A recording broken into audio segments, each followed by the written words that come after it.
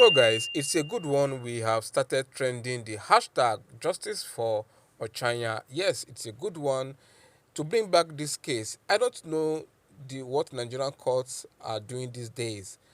Ochanya Elizabeth Ogbanje died in October 17, 2018, at the age of 13 from vesical vaginal fistula complications after enduring repeated RAPE by a guardian, a lecturer, and his son over 5 years, starting at age 9.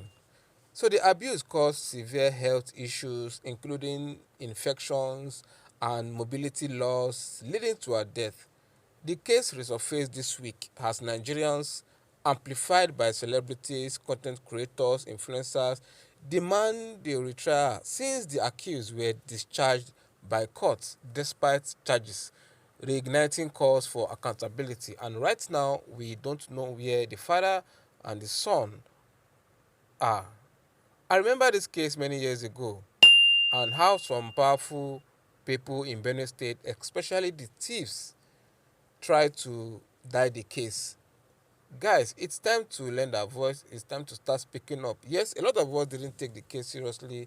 A lot of us just, we have this syndrome. It's not my thing. It's not my relative. It's not where it happened to. Nigeria did not happen to us. But, it can happen to you tomorrow. It can happen to your child. It can happen to any of your loved ones. It can happen to anybody, anytime, and any given day. Nobody deserves what that young girl went through.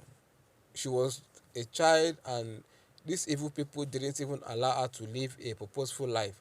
Imagine dealing with that amount of pain at a very young age. And there are a lot of people who are passing through this. So, and this is why this is a lesson to all parents. Like, you need to, every day your child comes back from school, or if your child is staying with anybody, be it your uncle, your aunt, always ask, how are they doing? I hope they are being treated well. I hope they are not being molested. I hope they are not being accused. I hope they are. You guys understand what I'm saying. Now, late Ochanya's father said that the doctors they conducted about 17 medical tests which confirmed that she had suffered severe sexual abuse. Her condition had deteriorated so much that she had to, she was wearing diapers before she passed. You can just imagine somebody wearing diapers at age 9, as if okay, 9, 10, 11, 12, as if she was a baby. Imagine going back to the stage of being a baby and started wearing diapers before her demise. So now my own question is that how did the court discharge and acquitted those who did it if there were doctors saying, if there were doctors reports, or is there something we are missing? Is there something they're not telling us? I believe we wanted justice, but I believe the elephant in the house needs to be addressed first. If this is not addressed, there is no way out. So, justice for Ochanya. We need that justice now, because it's possible that she is not at rest. Maybe her soul is still wandering.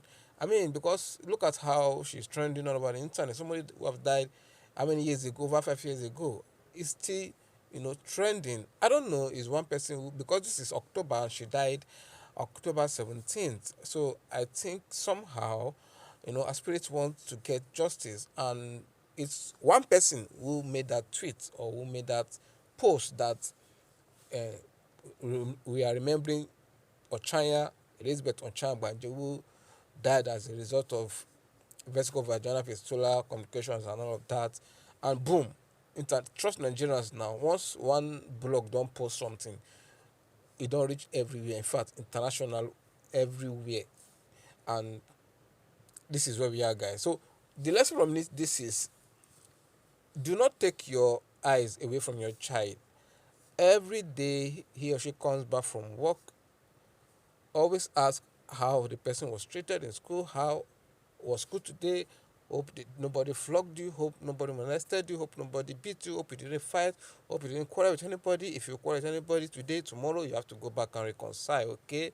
And then also, if the person is staying with your aunt, with her aunt or her uncle or his aunt or his uncle, then I think you should also put your eyes on. I mean, I'm not saying you should always suspect the uncle, at least they are related to you, you guys are families, but always pay attention to that little thing that you think is not really important, because when anything happens to get justice in Nigeria, it's by connection, and even that connection, it won't be easy. We have seen the case of Mubad, we have seen the case of a lot of, I mean, there are a lot of cases like this Ochanya, and these guys are moving freely. These guys are nowhere to be found, and now they are looking for the father.